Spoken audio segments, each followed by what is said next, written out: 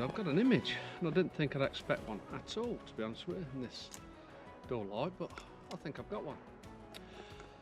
I've come to this one area, and what drew me to it is how dark and green the background is, real dark green, and then you've got these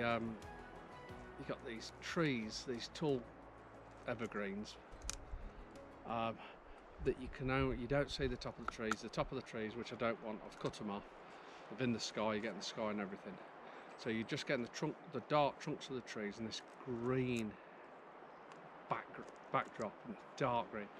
And then the foreground is this lovely rusty coloured fern, and it's absolutely beautiful. It's just sticking up.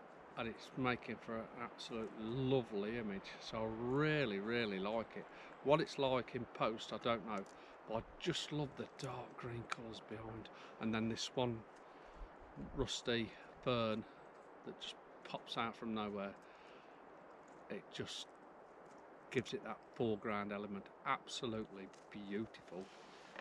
There might be something else here, so I'm going to work around this area because I love that background. If I can get a good foreground interest, it just make it superb. I'm happy already.